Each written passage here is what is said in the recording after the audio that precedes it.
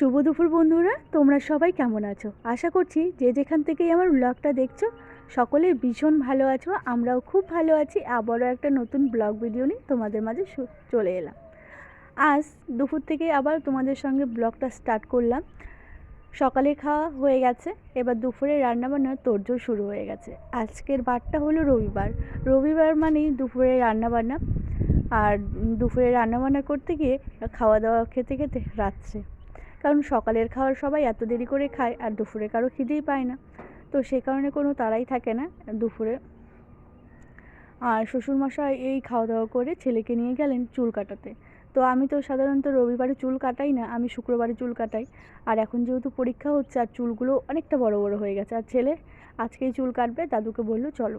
খাওয়া দাওয়া করে গেল ছেলে। আর এইদিকে আমি এই যে আমটা কেটে নিলাম, আজকে আমের টক বানাবো। আর এইদিকে মা বতুয়া শাক পাঠিয়ে দিয়েছে আর কচু শাক, তো আজকে সেটাই আমি বানাবো। বতুয়া শাকটা বানাবো, কচু শাকটা কালকে বানাবো। এদিকে তোমার দাদাভাই মিষ্টি আলু চুলছে।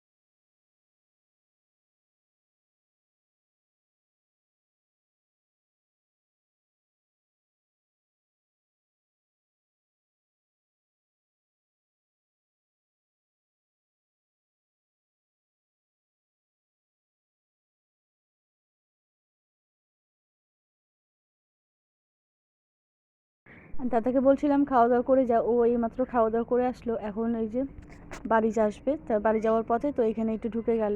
তো মানে দাদাভাই ওই যে পাতাগুলো যে জমিয়ে রেখেছিলাম সেগুলো একটু জ্বালানোর ব্যবস্থা করছে।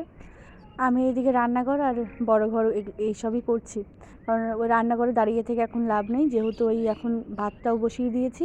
আর মাংসটাও আজকে চিকেনটা আজকে মাটির হাঁড়িতেই বানাচ্ছি। এর আগে তো মাটনটা বানিয়েছিলাম, হান্ডি মাটন। তো আজকে ভাবলাম চিকেনও বানিয়ে খাই একদিন, দেখি কেমন লাগে। তবে আমার মনে হলো যেটা চিকেনটা করাই ঠিক আছে, কারণ চিকেনটা ওই হাঁড়িতে দিলে একটু নরম বেশি হয়ে যায়। তো যাই হোক, সব মিলিয়ে কিন্তু খাওয়ার পর যেহেতু ভয়েসটা দিচ্ছি বেশ ভালোই হয়েছে। আর দাদা আসার সময় কত চিপস এদিকে মাজা এনেছে, তো ছেলে তো খেলো। খাওয়া দাওয়ার পর এখানে কিছু এই যে খুলে রাখলো প্যাকেট, সেগুলোকে আমি আবার গুছিয়ে রাখছি। আর ওই দেখো বরমশাই উঠোনে জল দিচ্ছে, আর মামাম শোনো একবার এদিক একবার ওদিক এরকমটাই করে যাচ্ছে। আর ওই যে রান্নাঘরে রান্না হচ্ছে, রান্নার পাশাপাশি যে সমস্ত বাসন আবার মেজে নিয়ে এসেছিলাম সেগুলোকে উপর করে নিচ্ছি, মানে রান্না করতে করতে এদিকে সমস্ত কাজবাজও করে নিচ্ছি। আর এখন বাজে ওই 2টোর মতো বাজে এখন, তো সে কারণে দেরি না করে তো ভাবলাম ওখানে দাঁড়িয়ে থেকে কী হবে। এদিকে ঘরের প্রথমে তো ওই যে সমস্ত কিছু আজকে রোদ্রে দিয়েছিলাম, এর আগের দিন একটা বেড কভার চেঞ্জ করলাম, আর মামাম সোনা ওই আবার সকালবেলা ভিজিয়ে ফেলেছিল, তো আবার ওই বেড কভারটা চেঞ্জ করে ওগুলো সব রোদ্রে দিয়েছিলাম, দিয়ে আবার ওই যে কাঁচা একটা বেড কভার পেতে দিলাম। ঘরটা ছাদ দেওয়া হয়ে গেছে, এবার বারান্দাটা ছাদ দিয়ে নিলাম, দিয়ে এই যে শ্বশুরমশাইকে খেতে দিয়ে দিলাম, উনি স্নান হয়ে গেছে। আর তোমাদের দাদাভাই এই যে দেখো মামা যেদিকে জল দিচ্ছে মামাম শোনা গিয়ে সেদিকেই দাঁড়াচ্ছে, আর সরতে বলেও সরছে না। আর আমিও যখন স্নানটা করতে যাব, এই তোমাদের দাদাভাই উঠোনে জলটা দেওয়া হয়ে গেলে মামাম সোনাকে একটু ধরবে, এই ফাঁকে আমি স্নানটা করে নেবো।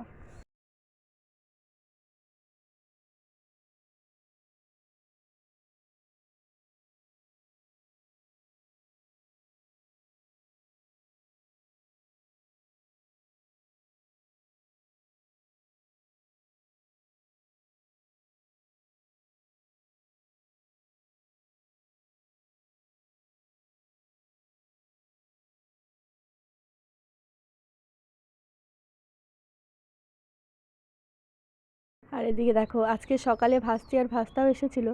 সকালে আজ দেখানো হয়নি, এই যে মামাম সোনাকে তখন নিয়ে গেছিলো, আবার এই যে দিতে আসলো। আর আমি এদিকে পুজোটা দিয়ে নিয়েছি, তো তোমাদের সঙ্গে দেখানো হয়নি, তো দেখিয়ে নিলাম। আর এই যে আমি আবার এই যে পুজো দেওয়া হয়ে গেছে, সমস্ত জামা কাপড় এপাশেরগুলো কিছু উঠালাম, এপাশেরগুলো উঠানো বাকি আছে। তো চলো সেইগুলোকে এখন উঠিয়ে নিই। আর ভাস্তি এসেছে, ভাস্তা, তো এদের সঙ্গে একটু গল্প করছিলাম। আর আজকে তো রামনবমী, এদিকে তো গান টান হচ্ছে, আমিও গান চালিয়েছিলাম। আর এই দেখো জামা কাপড়গুলো এই পাশে উঠিয়ে নিলাম, মানে এখন আর জাস্ট মনে হচ্ছে এখন বিছানায় গিয়ে একটা লম্বা ঘুম দিলে বেশ ফ্রেশ লাগবে। তো দুপুরে সবাই ওই যে মিষ্টি আলু সিদ্ধ খেয়ে পেটটা সবারই ভরা আছে, তো সেই কারণে আর চাপ নেই। তোমাদের দাদাভাই যে স্নান করছে, তোমাদের দাদাভাই যে প্যান্টটা ছিল ও প্যান্টটা ধুয়ে ওই যে স্নানটা করে নিচ্ছে। আর এদিকে আমি সমস্ত জামা কাপড় উঠিয়ে নিয়ে আসলাম। আর এই দেখো ভাস্তি নিয়ে গেছিলো একটু বাইরে, নিয়ে চলে এলো। তো এদিকে এদের সঙ্গে একটু হাগ করছিলাম, তো বেশ ভালো লাগছিলো। ওরা আসলে না একদম বাড়িটা একদম জমজমাট হয়ে যায়। ছেলে এই সময় গেছিলো একটু আর্টে, আর গান চালিয়েছিলাম। আর আমার মেয়ের নাচটা দেখো, আমার মেয়ে গান চালালেই হলো, ও নাচতে ভীষণ পছন্দ করে। আর এদিকে দিদি এসেছে, আরোই খুশিও।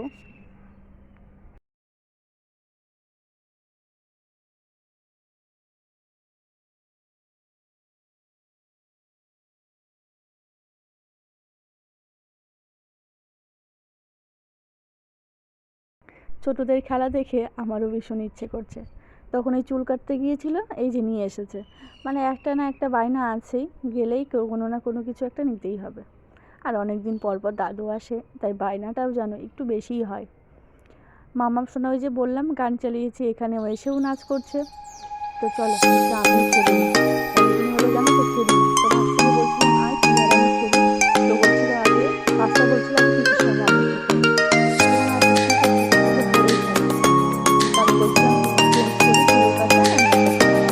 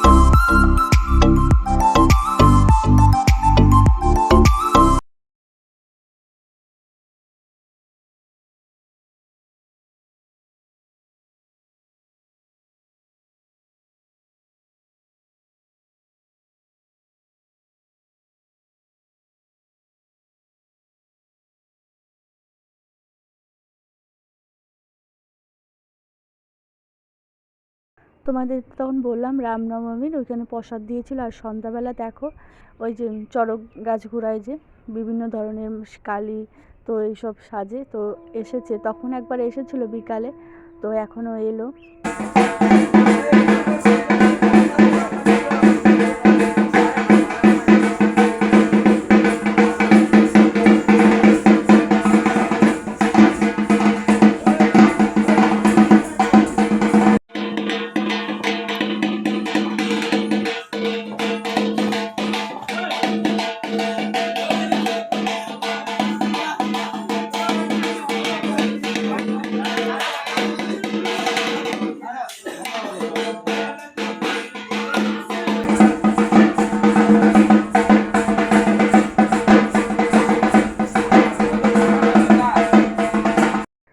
রাতে কেউ ভাত খাবে না, তার জন্য দই দিয়ে মুড়ি দিয়ে দিয়ে দিলাম শ্বশুরমশাইকে। আর তোমার দাদাভাই শুধু দই খাবে। আজকের ভিডিওটা এখানে শেষ করলাম। ভালো লাগলে লাইক সাবস্ক্রাইব করে আমার পাশে থেকো। বাই, সবাই ভালো থেকো, সুস্থ থেকো। মামাম শোনা দুপুরে ঘুমায়নি, সন্ধ্যায় ঘুমিয়ে গেছে। এবার আমি ভেবেছিলাম তোমাদের সঙ্গে খোলাটাও দেখাবো। তো আমি যেই না ভাতটা বেড়ে এনেছি ঘরে, মামাম সোনা তখনই উঠে পড়েছে। আবার ওই খাবারটা ঢেকে মামাম সোনাকে ঘুম পাড়ালাম। আর দেখো এই যে খাওয়া দাওয়ার পর এতটা বেঁচে গেছে। তো লাস্টেই দেখালাম, কিছু করার